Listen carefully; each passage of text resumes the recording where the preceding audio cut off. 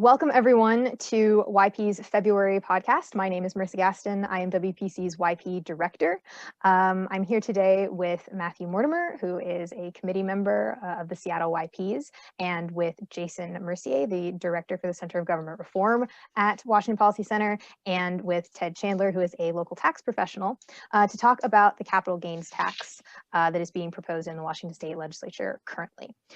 So with that, Matthew, would you like to kick it off? My pleasure, Marissa. So Jason, Ted, thank you for joining us today.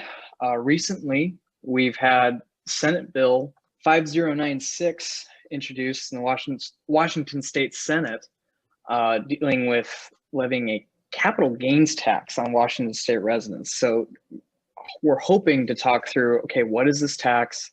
How would it work? What are some of the controversies around this potential tax in Washington State? And kind of have some fun with that. The first question I'll float out there is, we're talking capital gains tax, and, you can say capital gains. Well, what does that mean? To the average person on the street, what are they talking about? So this current proposal, Senate Bill 5096, is the latest iteration of the attempts to bring the state of Washington a graduated income tax. And we'll get to why that is in a few moments, but unfortunately, this is not a new debate. This effort is as old as my kids now. We've been going on almost 9 years of this. Washington is one of 9 states without a personal income tax, but that is not for a lack of trying. So rather than doing the more sensible policy of trying to do this on a broad base, low rate, the target now is on capital gains, which is basically sometimes referred to as unearned income on investments, financial transactions. But there's a particular reason why they're doing this. And as tax professionals, hopefully you'll be as concerned about this game as I am. Yeah, absolutely. And Jason, I know that you have undertaken efforts to get a very clear definition of the capital gains tax as an income tax. Could you speak a little bit to that? Yeah, so why this matters for Washington State, if you look at our Constitution, you're not going to find income tax anywhere. What you're going to find is the broadest definition of property in any state constitution. Property is defined as everything subject to ownership, whether tangible or intangible. And for nearly 100 years, our state Supreme Court has repeatedly ruled that you own your income, which is pretty rational. And if you own your income, that means it's property. Why that matters is we have property tax restrictions. It has to be taxed uniformly and no more than 1% of its value. So that doesn't mean you can't have an income tax in Washington. You just can't have a California, New Jersey graduated income tax. You can have a flat 1% income tax. And since the Supreme Court has made these rulings, the legislature's actually sent the voters 6 constitutional amendments to say that we can have a graduated income tax. And the voters have said, no, we don't want that. So if you've got 7 million Washingtonians that aren't cooperating and you want an income tax, what do? Well, you cook up a little game and see if you can get 5 Supreme Court justices to change the rules of the game and say that you don't own your income anymore. And that's exactly what this is about. There is no place in the world, and Matthew can confirm this, that says capital gains are not income. They are income.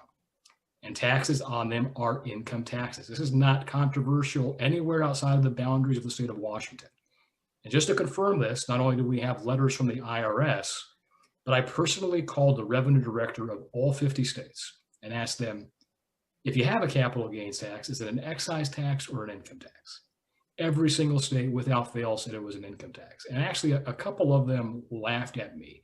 New York, typical New York, was stupid, it's an income tax. Texas's comptroller was so confused by this question, she actually set up a conference call with her fiscal staff with me to try to figure out what is an excise tax on capital gains. And as I explained to them the proposal in the state of Washington, the room busted out laughing. I don't know about you, but I'm tired of being laughed at. But we have public records from the supporters clearly identifying this is happening on a specific reason, because they know the minute they pass it, they will be sued. That's what they want. They want to go to the state Supreme Court to see if they can get those 5 justices to say that income isn't property. And then voila, you don't need a constitutional amendment anymore. Graduated income tax across the board. That's the goal. And then even thanks to for- just back up, sorry, just to back up even one step further to maybe an even just kind of lower level terminology, maybe Ted, as a tax professional, could you just define what capital gains actually are? Absolutely, yeah. Capital gains is when you have a greater amount of proceeds over your basis in a sale. So take, for example, if you were to sell some securities. If you were to sell the securities at about $50 and you paid $25, you would indeed end up with a $25 gain, which is what we as tax professionals recognize as a capital gain due to it being a sale of a capital asset.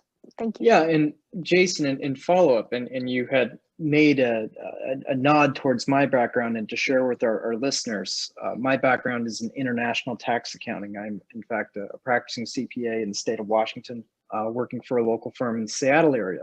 One thing that I notice, and to illustrate your point on the nature of a capital gains tax being an income tax, is that in particular when assessing whether a foreign tax credit is available when you pay taxes in an overseas jurisdiction, they look to the character of the tax being levied. And one of the chief principles of which is there an element of cost recovery? And so, as Ted pointed out, a capital gain is an excess of how much you were paid compared to what you paid for the thing. So if you are only taxed on said gain, or the difference between the two, that is an income tax. There was appreciating value between when it was acquired and when the value was exercised. So that's just something that I've seen the US federal government use when evaluating if a foreign tax system is in fact levying a creditable income tax. I think we're about to see a lot of new investors in the stock market right now who are playing a little bit of a game with the GameStop stock, going to realize what capital gains are here in a hurry as they start getting those tax bills. And even capital losses if they hold on to it too long. But and that brings us to our next point of, why call this an excise tax, as it says in the bill? Does that do anything? It does something supposedly on two fronts. Political popularity. Income taxes are the third rail of politics in the state of Washington. I mentioned those 6 constitutional amendments the legislature sent to voters. Those failed by 60 to 70% no votes. We had an income tax on the ballot in 2010, Initiative 1098, that was only supposed to be on high earners. That failed across the state overwhelmingly. Folks don't want an income tax. That's one of what the Department of Commerce calls our competitive advantage in the state of Washington. You're not going to pay an income tax.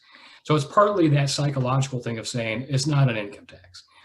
The more important reason why they do this is on the legal front, because again, legally, this is a 9% tax on capital gains. That's well in excess of that 1% limit in the Constitution for property taxes. So if you wanted to do that, it would require a constitutional amendment. There is no way you're going to get the votes and the voters supporting a constitutional amendment for this. So this is where that excise tax game comes in. What is an excise tax? It's a transactional tax applied at point of sale on price or volume, right? Think the cigarette tax, the liquor tax, cell phone taxes, gas taxes, the real estate excise tax. Those are excise taxes. Prepare to have your mind blown. An income tax is on income. And that's what capital gains are. But again, this has nothing to do with tax policy, because on tax policy, if this were to pass, and let's say it was approved by the courts, this would be the only standalone capital gains tax in the country. Everybody else that has one of these taxes it as part of their income tax code. And the reason why Washington's budget is doing so much better than other states is because of our tax base, the sales, the property, the gross receipts. Those are fairly stable taxes. When you get to personal income and corporate income, that's a lot of volatility. That's why you see states in good times like California has a lot of money. In bad times, they got a serious problem. Well, what drives that volatility is not the wage income, it's the capital gains, right? This is why California, under former Democratic Governor Brown, got the voters to amend their constitution just in 2014, just a few years ago, to take capital gains off of their balance sheet because he was tired of the roller coaster it imposed on their budget process. So it's just bad policy. But this isn't about capital gains. This is about those 5 justices and striking down 100 years of case law saying that you own your income. That's all this is about. Now, Ted, can you speak to, Jason mentioned that a capital gains tax is volatile in terms of state revenue. Can you speak to why that might be? Oh, absolutely. In terms of tax revenue from capital gains, that is completely dictated by who chooses to sell and who chooses to buy in a single given year. And people, may it be a variety of externalities concerning what's going on in the marketplace and other things going on in their lives, might decide not to sell one year. And they might be deciding to hold for a multiplicity of years. So when we're talking about volatility, the reliance on a Department of Revenue, in case our Department of Revenue, on capital gains is seemingly short-sighted just due to the fact that it's kind of hard to dictate when human behavior occurs, and trying to create forced sales or even kind of trying to create an incentive to sell to raise that tax revenue, it just doesn't seem very doable. So something that I had seen this last year in 2020 was whenever Jeff Bezos exercised his Amazon stocks, he sold them. He got a lot of money. I believe Bloomberg estimated it at $10 billion of Amazon stock sold in 2020. There were folks going to Facebook and saying, he's not paying taxes on any of that in Washington state. Do you think the state's going to get any of that if they pass this? No, because the reason why Bezos is in the state of Washington, because it doesn't have an income tax. Otherwise, he was going to set up Amazon in Texas, right? And we have conversations now about a wealth tax with $1 billion exemption. So don't worry, you're never going to pay this, right? Unless you're one of those handful of billionaires in the state of Washington. I got news for you. They aren't going to pay it either because they're not going to stay here. People make rational decisions. And if you can avoid a $100 million or $1 billion tax bill, you're going to do it. Yeah, and that's an excellent point because we've seen companies, Oracle had talked about leaving California. Tesla just did leave California, went to Texas, the Daily Wire as well. I noticed that the closer we become California, the more we drive ourselves being closer to seeing consequences like California. Volatile budget, major employers leaving the state, higher cost of living, and we just add more taxes, and we see ourselves facing issues that are, quite frankly, our neighbors have already gone through. And speaking of that, are there any specific state budget pressures, or what are we hearing from lawmakers as they discuss this issue? Is this just a general money grab, or are there real incentives for them to get this passed now? So again, as I mentioned, this has been floated for 9 years now, right? So it is a tax in search of an excuse to be passed to set up that litigation.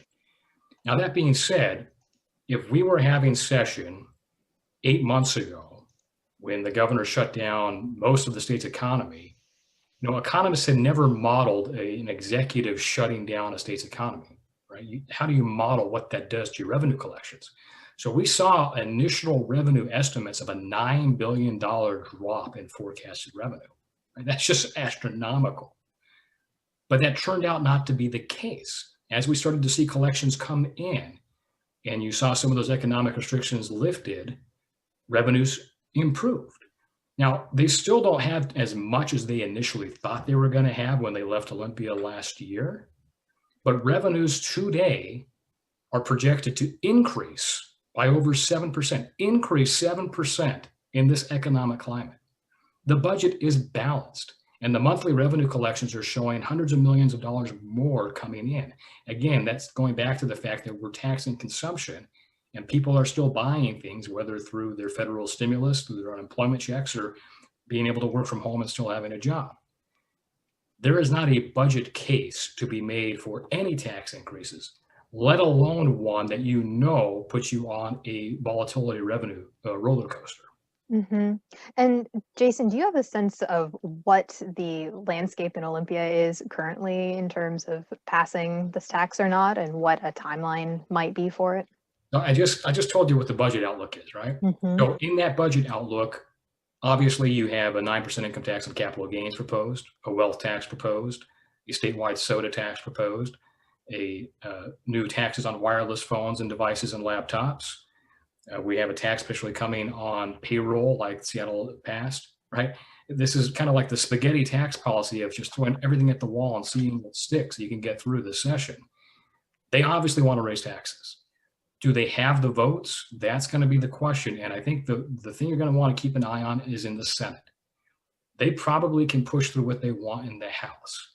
The Senate's an entirely different question because you do have a couple of members of the majority party that the governor actually tried to take out in the primary because they were opposed to tax increases.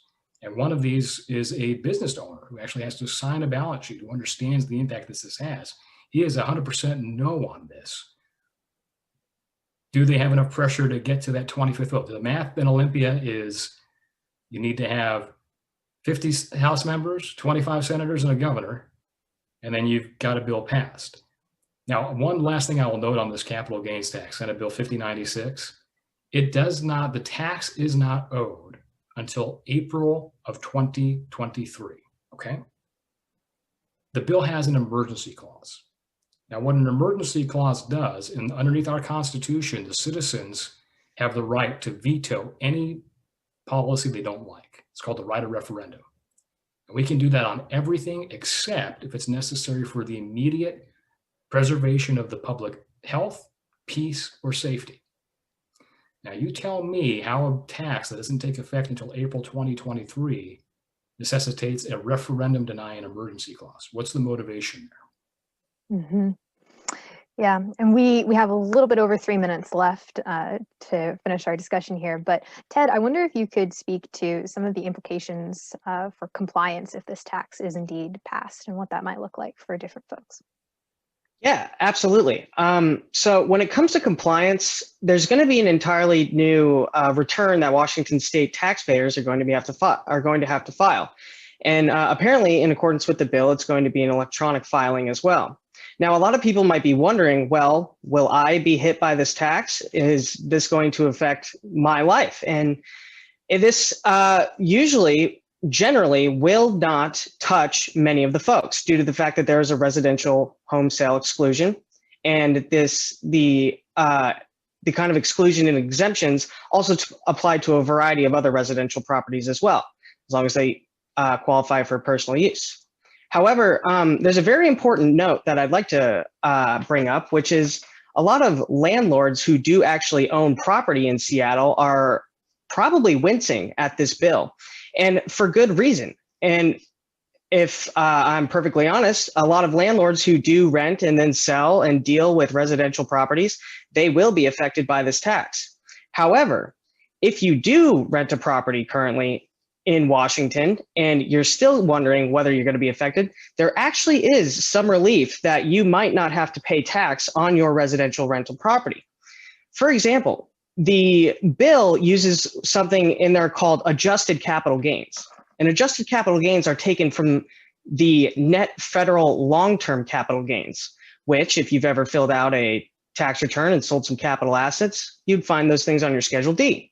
Now, the interesting thing is, there is something that the Internal Revenue Code provides in Section 121, which is a exclusion on capital gain for single and married filing jointly filers, as long as they meet some criteria. If you actually do meet the criteria to gain one of these federal exclusions on your rental property, you would actually not even be touched by this Washington State tax, as the exclusion would take the gain out before it could even hit your adjusted capital gains calculation. And Marissa, very briefly, this is a statutory tax, right? So the next legislature can come back in and change that base and change that rate. And I'm sure we all remember in the early 1900s when Congress was debating the federal income tax, that was only going to apply to millionaires that nobody would ever pay, right? Mm-hmm. How's that working out for us? Yeah, Not too well. absolutely. I would not place my poker chips on that $25,000 and $50,000 deduction from staying where it is. It can certainly go up, and I would automatically assume it would. Mm-hmm. Well, thank you both so much for being here and having this conversation with us. Matt, did you have any closing thoughts you'd like to offer? Well, I'd like to thank you both, for your time. I think this is really educational for our listeners and important to point out how important this is, not just on the face of the bill itself, but the implications it could have as the bill evolves and as the state's law changes. There are some provisions that are important enough that could warrant their own discussion, such as how this could be expected to apply to farmers and ranchers. So my last plug would be, if this passes, farmers and ranchers, call up your CPA right away. And with that, thank you all so much. Again, thank you for listening. Thank you once again to Jason and Ted for being our guests on this show. Thank you so much to Matt for co-hosting with me. And it's been a great conversation. Hey YPs, thank you so much for listening to our podcast this month. Make sure to tune in at the end of March for another great discussion, this time on housing. Also make sure to join our monthly book club. March's book of choice is Capitalism and Freedom by Milton Friedman. This is available to YP Silver and Gold members, and we hope to see you there. For any further questions or comments, or if you'd just like to say hi, don't hesitate to contact me, Marissa Gaston, the YP director, at mgaston@washingtonpolicy.org. Thank you so much.